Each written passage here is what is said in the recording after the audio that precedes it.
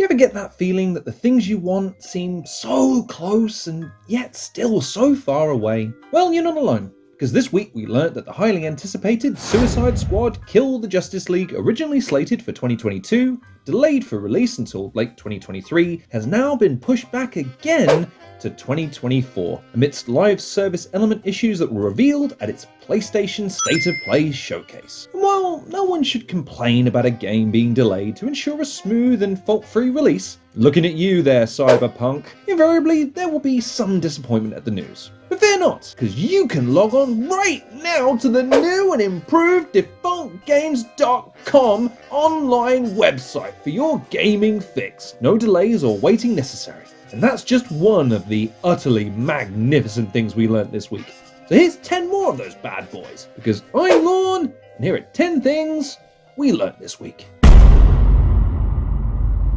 Kicking us off this week, we learned that there are still rare treasure troves to be found. In this case, quite literally, because this week we learned that Rare founder Tim Stamper has revealed development footage from Project Dream, along with other snippets from N64 classics, which he showcased via development cartridges from the past, posting footage from unseen N64 titles. In the exciting series of posts, Stamper shared a photo tagged as Dream 64, and another, Banjo-Kazooie, featuring Captain Blackeye, a pirate who would later show up in the Banjo games. Another clip, an intro snippet of 12 Tales Conquer 64, and another image that includes an SNES and an N64, with the latter holding a development cartridge labelled Latest Version of Dream 64, which is dated November 21st, 1996. Amazing stuff. It might be that time of year again to hit the attic and dust off boxes to see if we can find anything else rare. Like, I don't know, that original copy of the Bible, or something even rarer perhaps, like a working copy of Cyberpunk.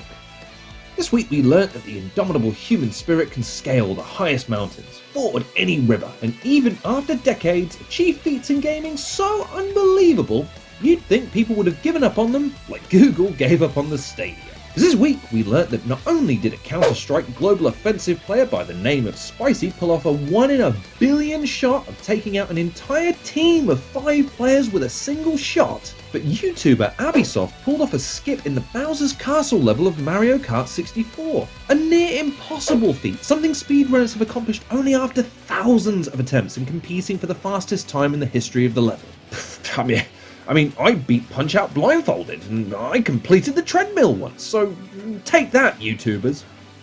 This week we learnt that the list of incredible capers conducted in the world of EVE Online got a new entry, and it's a big one. This week we learnt that a duo recently planned an enormous heist, or rather a hostile takeover with an aggressive exit strategy, culminating in control over one of EVE's corporations and possession of some in-game items valued at over $20,000. But here's the kicker, what they did? Totally legal, baby! Due to a convoluted series of events instigated by the two players that can be summed up as some guys didn't check their emails for 3 days and probably wish they had, they managed to snag 130 billion of the in-game's ISK in-game currency, and seized assets worth another 2 trillion, equating to around $22,309 in real-world currency. And again, totally by the rules too. Hey, if these guys need anyone else for another job, you sons of bitches, I'm in. Are you the kind of chef that loves coming up with new recipes, but you'll only eat meals inspired by your favourite games? Well, you're in luck, my culinary compadres, because this week we learnt that Minecraft Gather, Cook, Eat, the new official cookbook, is out now, and it's blog full of 40 dishes ranging from appetizers, mains, desserts and drinks, all inspired by food found in Minecraft. They even come with a difficulty level on how hard they may be to cook. Learn how to make such classics as The Cake, Suspicious Stew, and Mushroom Burgers, and more. But for anyone offering me the Last of Us mushroom soup, that's gonna be a hard pass from me, thank you very much. Have you ever wondered what the skeletons in Skyrim would look like if scientists had spare time on their hands to bring them to life? Well, wonder no more, because this week we learnt that such a scientist exists as Twitter user Sol Kamak, a member of the Ancestral Whispers Cranial Reconstruction Research Team. Try saying that 5 times fast.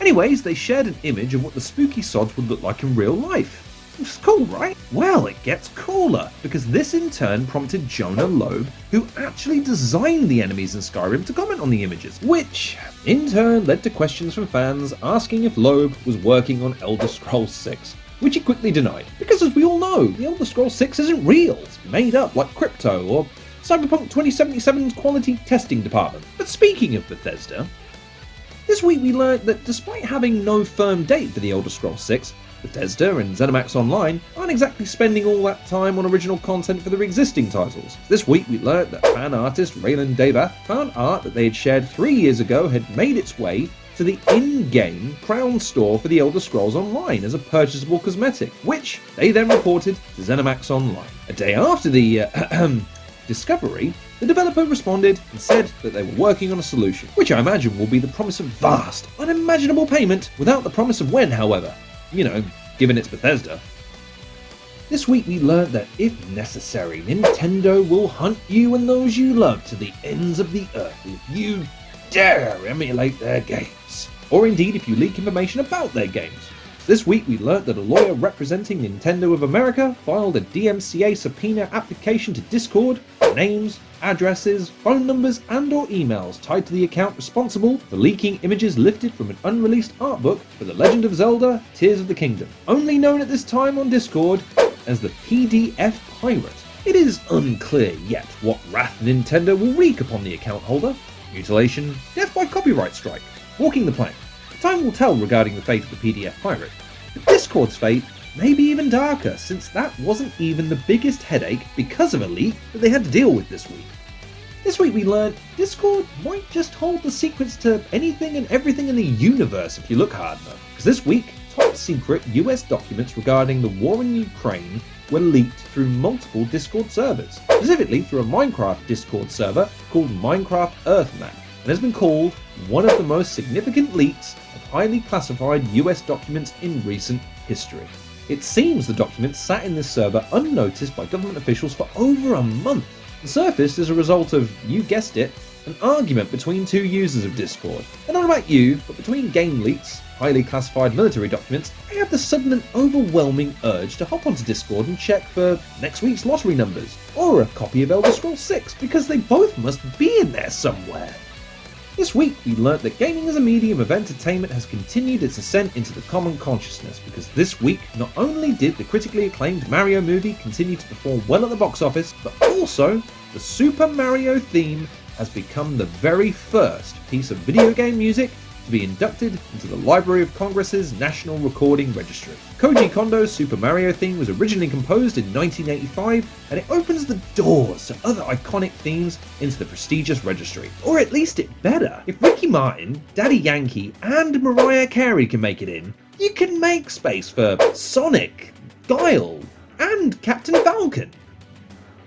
And finally this week, we learnt that while some things in life are clear and easy to understand, for wrestling fans, even a question as simple as, is it done yet? Are complex and unfathomable. And no, I'm not talking about Cody's loss to Roman. No, this week we learnt that while AEW President Tony Khan previously stating, I can't say the exact release date, it's coming very soon, the game is finished, as it relates to the company's inaugural video game release, AEW Fight Forever, the game's developer offered a different perspective, in that, well, it isn't. Quote, I mean, if you want an unfinished game, sure, we can release it now. The game is doing really well, and is getting there, but not 100% yet, so yeah, just another rumour on Twitter I fear, end quote. This latest confusion merely adds to the concerns that have been growing about the game, notwithstanding the fact that the game has been in a very public development cycle hell for years, but also with the controversy around the main star of the original cover, CM Punk, having led to his removal and suspension. It's been floated that perhaps the game may not kick out of the pin. Well, while games may be delayed, loot may be swiped, leaks may appear, the one thing you can count on is Defunct Games, and of course defunctgames.com, which I may have mentioned, is back online, and it's better than ever. I'm sure, like me, you can't wait to have a nose around to see what colourful delights Cyril has left for us on the channel and on the site. But for now, gamers and gamettes, that is 10 things we learned this week. Hey, thanks for watching this edition of 10 Things We Learned This Week. If you like that, then be sure to let me hear about it in the comments, and also check out the Defunct Games News playlist for a whole lot more of yours truly. Now here's the question I have for you. What did you learn this week? There's always so much news, we can't cover it all, so let me know what you have to say in the comments below. In other news, I have it on good authority that Cyril is still around and working on new videos. I know, the exclusives. He spent last week updating the website with 2 years worth of articles and reviews, so he's been a busy guy. Expect to hear more about the website's resurrection later this week. If that sounds good to you, then I cannot recommend strongly enough that you click that subscribe button and support what we're doing here. Until then,